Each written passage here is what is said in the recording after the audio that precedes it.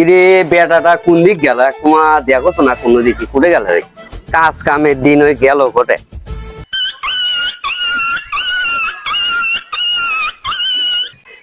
এই যে এই কুসুর মুসুর করে এটি কি আছে কি আছে তোর কুসুর মুসুর করে কি আছে কি আছে এমনিতে 3 দিন ধরে পাতলা পায়খানা শরীর চালাচ্ছে না তার মধ্যে জায়গা তুই ফোট হাঁটতেও পাওছ না পা পয়সা কাবড়া হচ্ছে তো তোর এই সমস্যাতে তুই আগে কব না চল ডাক্তারের কাছে চল চল বা চল ডাক্তারের কাছে চল আস্তে আস্তে না হাঁটা যাচ্ছে না জায়গা তুই দিয়েছিস তারপর তোরে দাঁড়া যাচ্ছে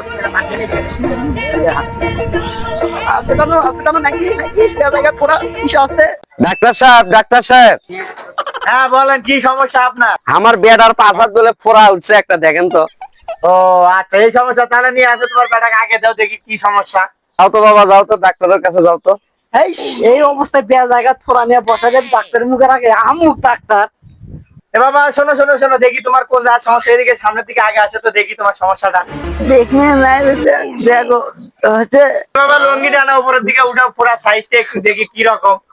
আব্বা মান সম্মান নাই সবার মুখে লাগে ডাক্তার কিছু কি খবর ডাক্তার সাহেব আমার বেটার মান সম্মান নাই সম্মানের ভয় পেলে ডাক্তারের কাছে আসে জীবনে চিকিৎসা হবে না ডাক্তারের কাছে আসলে সবকিছু খুলে দেখেন দেখবি কি কি সমস্যা।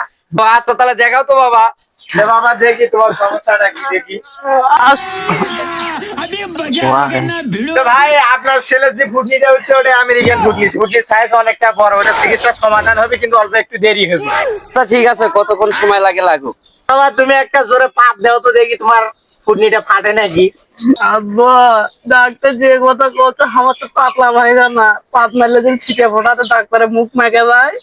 একটা তুমি না আমি বেশি জানি তুমি আমার তো বেশি জানো পাত দিলে কি হবে পাত দিলে পাতের স্পিডে ফুটনি ফাটার পয়জনটা বার হয়ে যাবে তাড়াতাড়ি সুবিধা হবে। বাবা ঠিক আছে তুমি জোরে একটা পাত দাও তুমি এখন একটা জোরে পাত মারো।